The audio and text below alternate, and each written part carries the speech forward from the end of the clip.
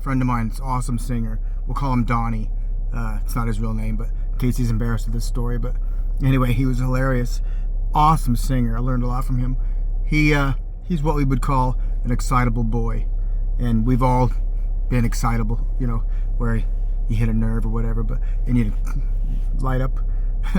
I'd played with him in a few bands, and he was writing his own songs, and I love that. And he was recording them in an 8-track studio. It was the first time I'd ever been in one, and he turned me on to that place. And then he had me come in and do keyboards on some of his tunes he was recording, and so we became friends, played in a few bands together. Over the years, we lost touch, which is unfortunate. I think he moved to England, and I think he moved back, but anyway, we lost touch.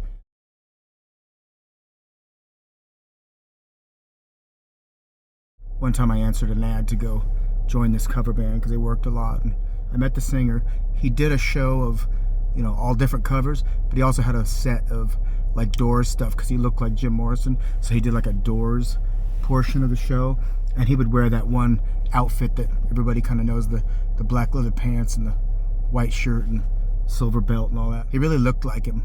I went to one of the clubs where he was playing and met him on a break, and during the break we were talking about, you know, what's going on, losing his member. I could fill in for the member and then join, blah blah blah, whatever.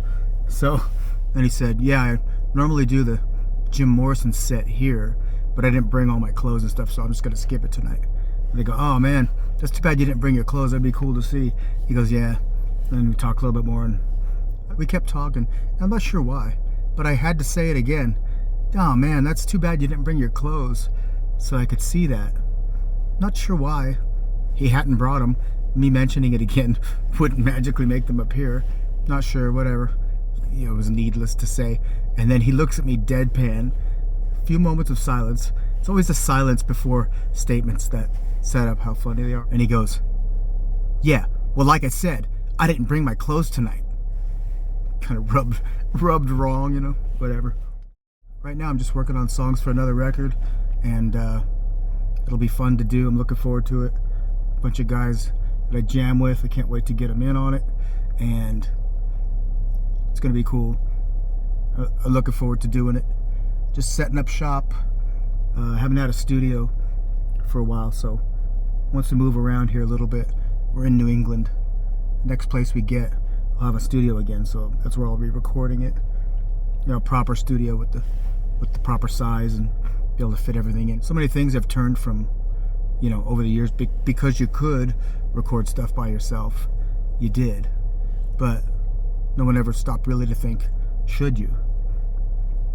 There's nothing cooler than like having the band set up, everything's mic'd, and you're playing together and recording, and then you stop and you go into the control room and listen to how you did and how it sounds and was that a good take or not. And that whole process was the fun part of it, you know, going through all that. And over time, you know, it became less and less common to actually have a group of guys doing that, because you had everything in the computer. You could get drums and bass and keyboards and everything on, and then you just basically bring in a singer and you can finish it all. So basically a singer and a producer does everything else. So that's cool. You can do it. It's great. Make some great stuff that way, sure. Truly the fun, you know, because I've been down that road. I've played in the studio with groups and done it that way, and then I've also done stuff on my own and done it that way. And there's pros and cons of each, but the truth is, doing it with a group of people is so much more fun. And, you know, and if it's not fun, why bother, you know? So anyway, a lot of it's out of necessity, but whatever. Anyway, I hope you're great. Hope you're doing excellent. We made it to 2026. Have a great January, and I will check in another time. God bless you. Take care.